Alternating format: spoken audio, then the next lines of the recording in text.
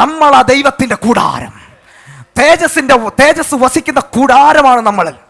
വിശ്വസിക്കുന്നവരുടെ കരം ഒന്ന് ഉയർത്തി കർത്താവിനെ സ്തുതിച്ചാട്ടെ. Hallelujah, hallelujah. സന്തോഷമുണ്ടോ?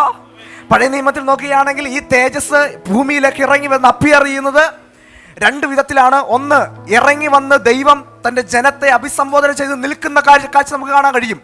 അങ്ങനെ ഇറങ്ങി നിൽക്കുന്ന സ്ഥലങ്ങളെ അവിടെ പറയുന്നത് വിശുദ്ധ പർവ്വതം അല്ലെങ്കിൽ വിശുദ്ധ നിലം എന്നാണ് പറയുന്നത്. രണ്ടാമത്തെ കാര്യം, ദൈവം ഇറങ്ങി വന്ന് വസിക്കുന്ന സ്ഥലം, അത് ആലയമായി കാണുകയാണ്. അങ്ങനെ രണ്ട് വിധത്തിലാണ് ദൈവത്തിന്റെ അപ്പിയറൻസിനെ നമുക്ക് ബൈബിളിൽ കാണാൻ കഴിയുന്നത്. എന്നാൽ പുതിയ നിയമത്തിലേക്ക് വരുമ്പോൾ അങ്ങനല്ല. പുതിയ നിയമത്തിൽ നമുക്ക് ഭൂമിയിലെങ്ങും ദൈവത്തിന്റെ തേജസ് ഇറങ്ങി വന്ന് വസിക്കുന്നത് കാണാൻ കഴിയത്തില്ല. പിന്നെ എവിടെ കാണാൻ കഴിയും? രക്ഷിക്കപ്പെട്ട് സ്നാനപ്പെട്ട് വീണ്ടും ജനനം പ്രാപിച്ച ദൈവത്തിന്റെ ജനത്തിന്റെ അകത്ത് ഇന്ന് അത്യുന്നതനായ ദൈവത്തിന്റെ തേജസ് വസിക്കുന്നുണ്ട്.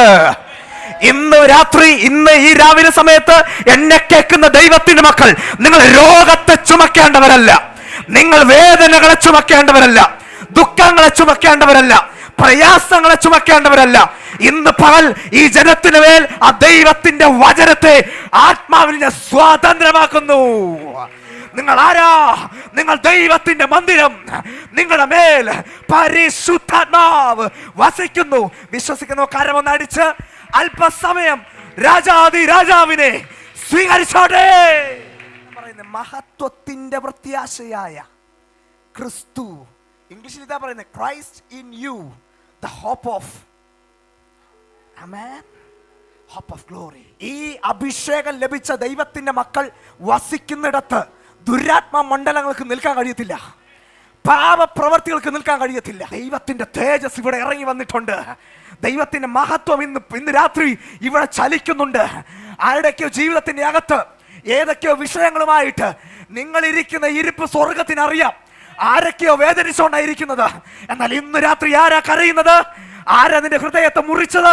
ആ വിഷയത്തെ നോക്കി പരിശുദ്ധാത്മാ പറയുന്നു, ആ മുറിവിനെ നീ ചുമക്കണ്ട, അതിനെ നീ ചുമന്നുകൊണ്ട് നടക്കണ്ട. അതിനെ നീ ചുമന്നുകൊണ്ട് നടക്കുന്നതിന് പകരം നിനക്ക് ചുമക്കാൻ ഞാനിതാ ഒന്ന് തരുന്നു.